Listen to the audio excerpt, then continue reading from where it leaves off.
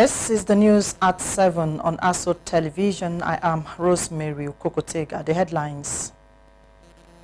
President Tinubu assures of administration's winning banditry terrorism battle. Opposition lawmakers boycott electoral clause amendments, insist on electronic transmission of results. Barrister Wike delivers key speech at Abuja University.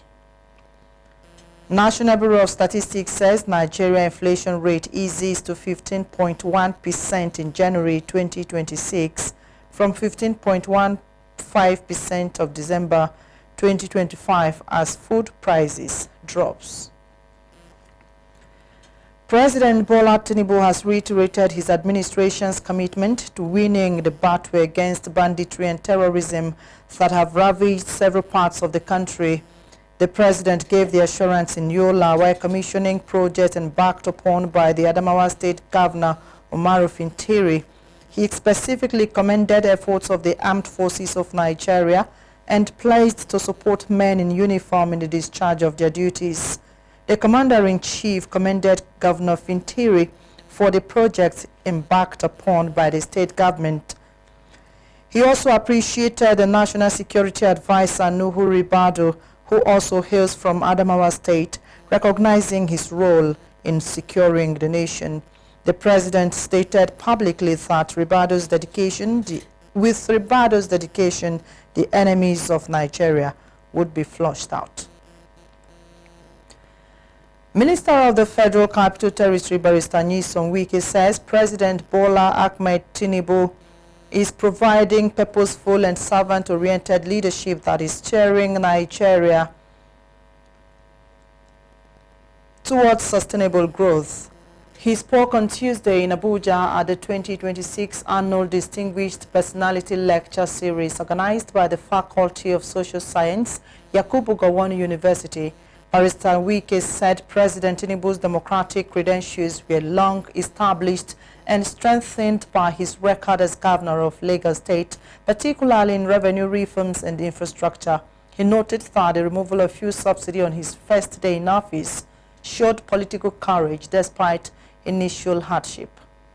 As president, he signaled on common resolve for his first day in office by removing the fuel subsidy, a policy long acknowledged as economically destructive but avoided by successive administration for lack of political courage. While the reform has generated short-term pains and resistance, it has also freed resources for some national development, halted the spiral of unsustainable debt, and initiated the difficult process of restoring market discipline to the energy sector. This decision exemplifies leadership willing to endure temporary unpopularity in pursuit of long-term national interests. Barrister Wike urged Nigerians to support the administration, stressing that national transformation requires collective personality. The Vice-Chancellor, Professor Hakeem Fahomi, and other speakers at the event commended the lecture series as a platform for deepening discourse on leadership and development. Opposition lawmakers in the House of Representatives have rejected proposed amendments to the Electoral Act, insisting that elections must be concluded transparently and without provisions that could create room for rigging or manipulation. The lawmakers registering their position walked out of the chamber on Tuesday during the plenary. Addressing journalists, the lawmakers said their position was clear that any clause capable of creating connotation for rigging or leeway for uncoordinated actions must be removed from the bill. The lawmakers, who spoke through their leader, Mr. Chinda Kingsley, stressed that the authority to determine critical electoral procedures should rest solely with the Independent National Electoral Commission, INEC, without any political interference.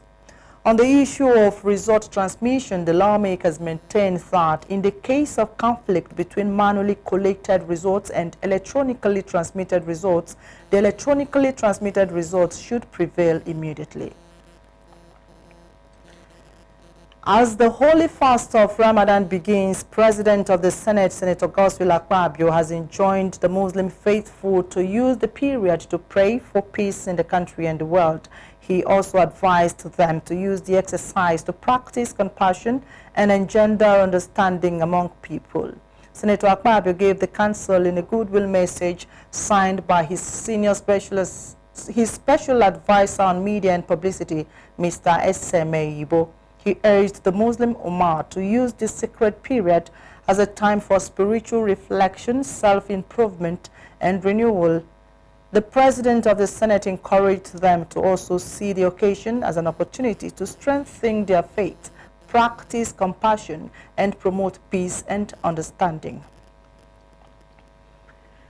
Joint Committee of the National Assembly has expressed dissatisfaction with the 1.5 trillion naira 2026 budget proposal for the Nigerian Army.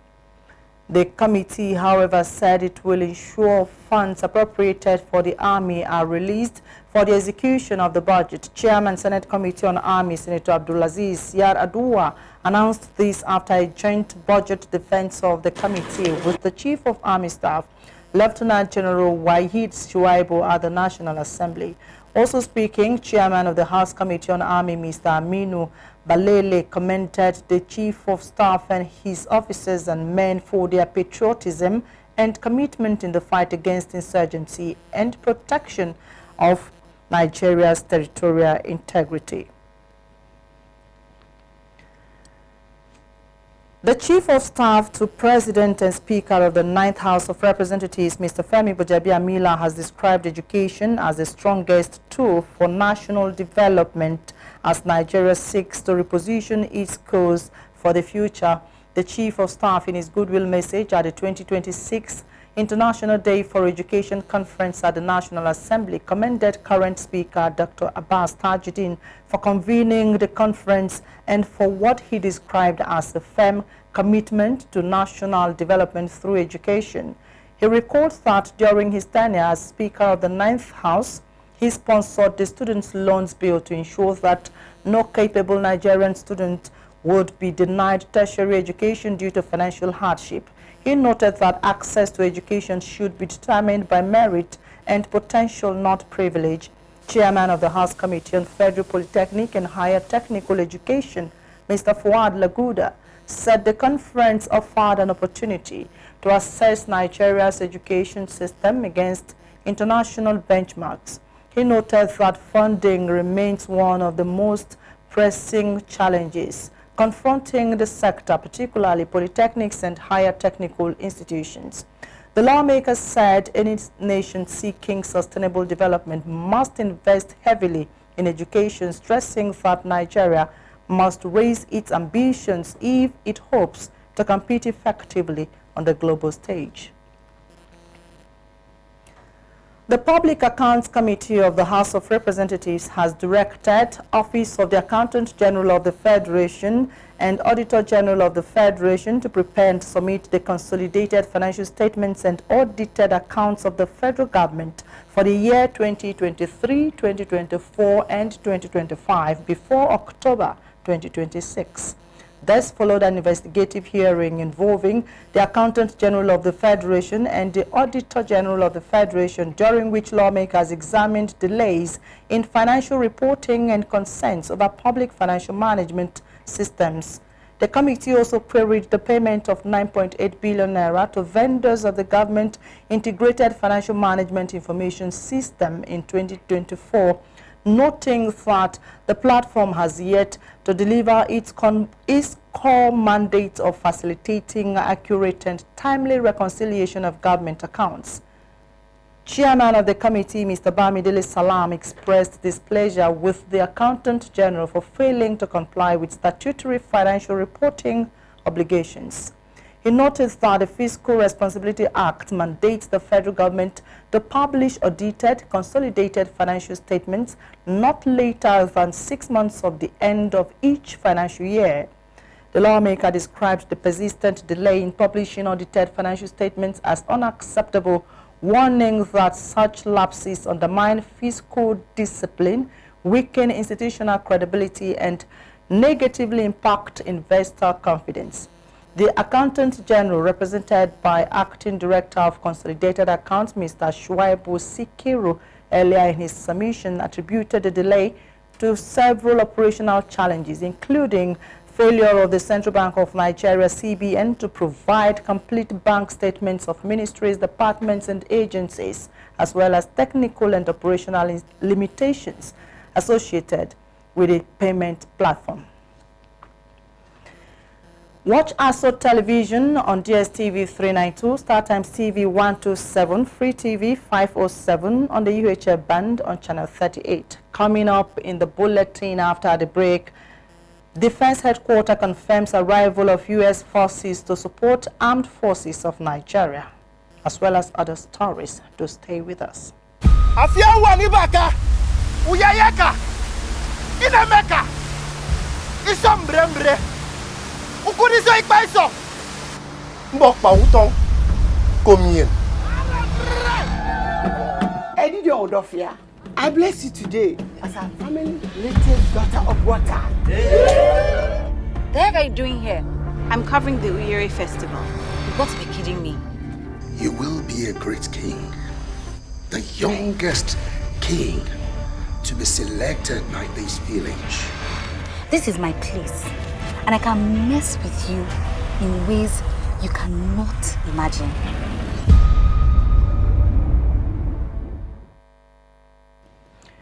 And I'm going ahead with other stories. As part of President Bola Tinubu's renewed hope agenda in empowering the society, National Progress Network has conducted a welfare distribution to outstanding agents participating in the e-membership registration exercise across the 6 area councils of the Federal Capital Territory.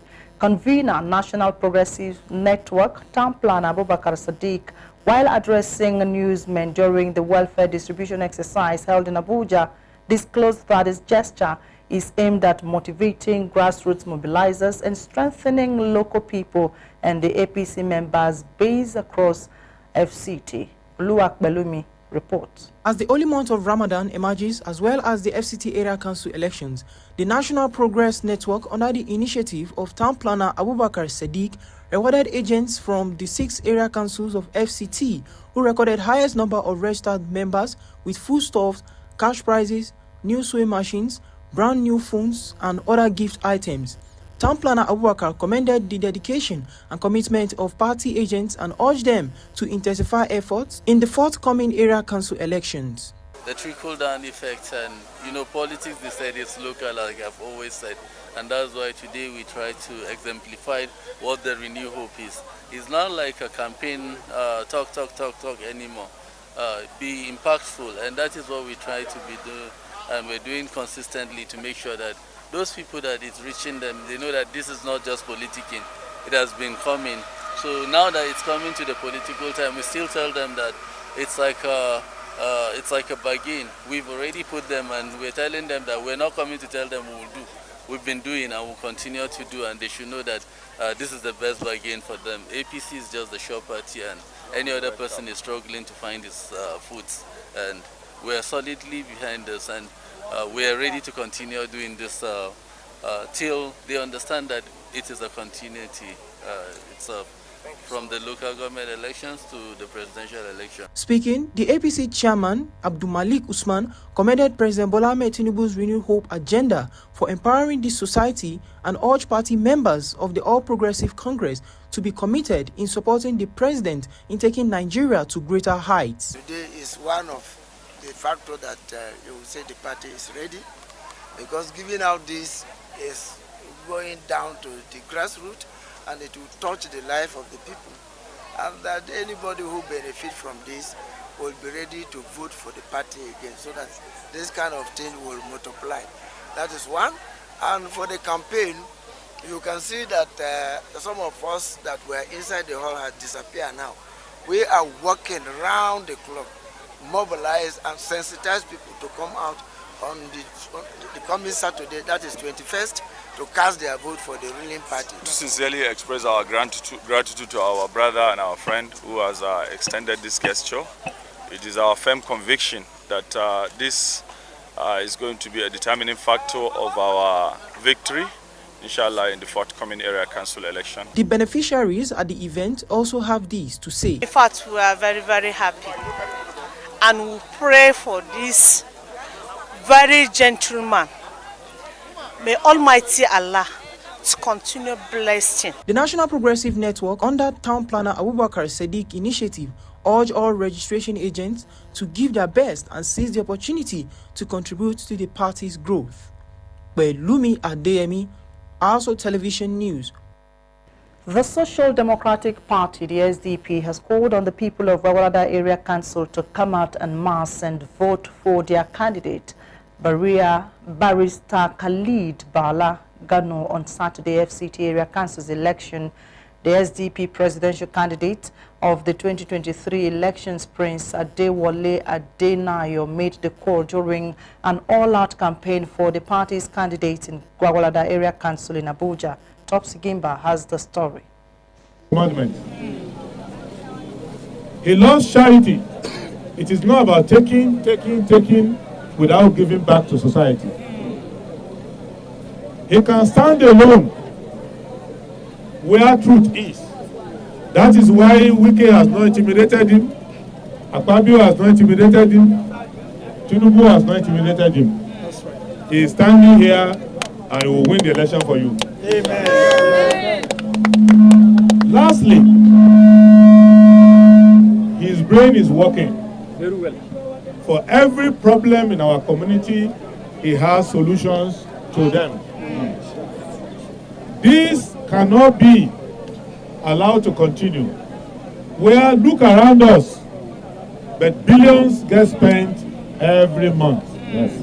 Addressing his supporters, the Gwagwalada Area Council chairmanship candidate on the platform of SDP for the Saturday FCT Area Council election, Barrister Khalid Bala Gano, assured the residents of the council for transparent and accountable leadership. Barrister Gano said he would ensure the allocation meant for the area council will be used judiciously. If I win the election, I'm going to make sure that we maintain justice in the area council, and the money given to the area council should be used judiciously, not to divert it for selfishness or self-aggrandizement.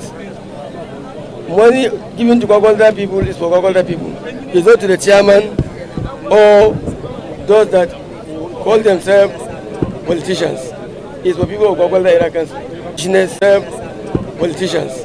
It's for people of Gwagwalada Area Council. We are going to embark on a project of construction of roads, providing medical facilities in our clinics, and make sure that our schools are renovated and the teachers got their rights.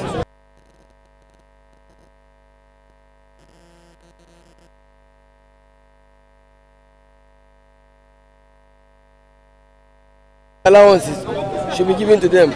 We make sure that no more strike over the Area Council.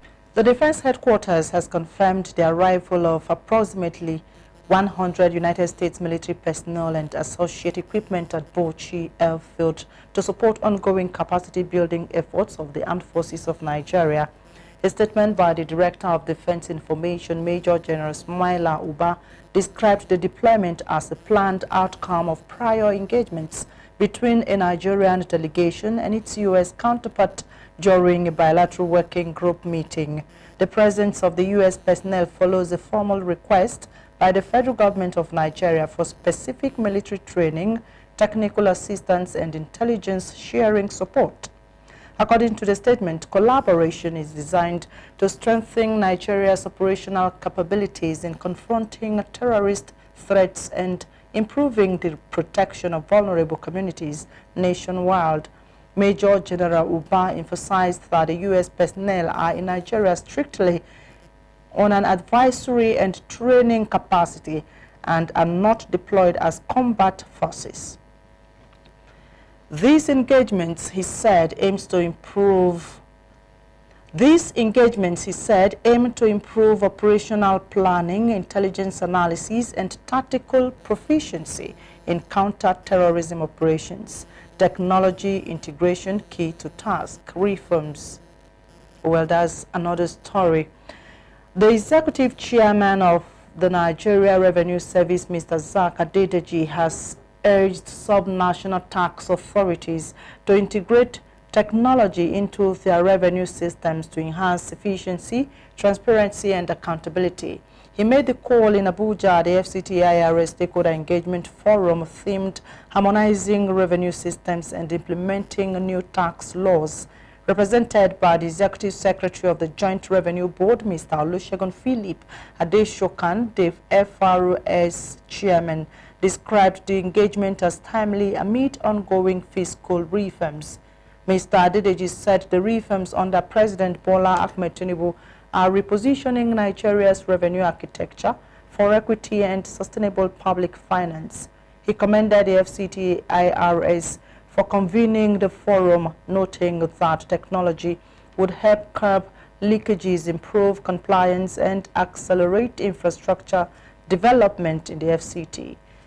Acting Executive Chairman of the FCT-IRS, Michael Ango, described the forum as a platform for partnership rather than enforcement. For us as a revenue authority, the real vision is to provide funding for the FCT so that you and I can have a city where there are good roads, there are hospitals, there are schools, you know, there are bridges, there is infrastructure that we all can use as citizens. Like I mentioned, if each of us was to provide our own water, our own school, our own schools, we will not clinics or hospitals, we will not be able to achieve it. But if we all contribute as residents of FCT, then of course we'll have infrastructure, we'll have social services, we'll have a secured city where all of us can be proud of and we can live and thrive and do our business. He said the service is seeking a collaboration with taxpayers to achieve a shared vision for the capital, stressing that reliable internally generated revenue remains key to infrastructure, security, and public services. Ango added that FCT-IRS now has improved access to national tax systems through the Joint Revenue Board to strengthen administration. Director of Taxpayers Services, Chinwe Undu, said the forum aims to deepen understanding of the new tax laws and promote ease of doing business. This agenda calls on all institutions to strengthen systems, promote accountability, and drive economic transformation through deliberately advancing through innovation, partnership, and shared responsibility. In this spirit, the FCT-IRS is deliberately advancing towards a more efficient, transparent, and harmonized revenue framework that reflects the values of fairness, service, and trust between the tax authority and the taxpayers.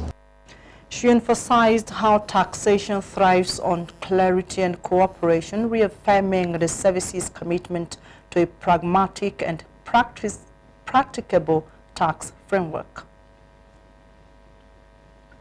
As the holy month of Ramadan sets in, Muslim Ummah have been encouraged to be charitable in giving out to the less privileged in the society, for Allah has made them custodians of wealth. The advice was given by the Grand Sheikh of the Ilorin Emirate, Dr. Abdul Qadir Al-Salman Sholagbero, at the National Mosque Abuja, where 440 persons benefited from the empowerment project organized by the Dari Khattab Foundation. Details will be made available in a subsequent bulletin.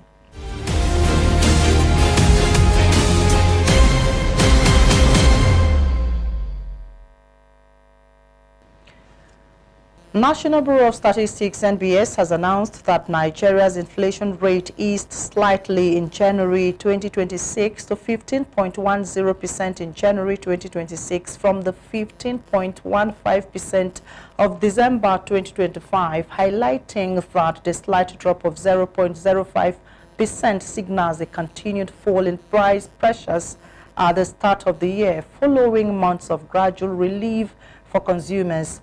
The NBS made this known in its recent report on inflation rate issued to newsmen, while attributing the decline in the inflation rate on month-on-month basis to the sharp drop in food inflation with impact on Nigerian households.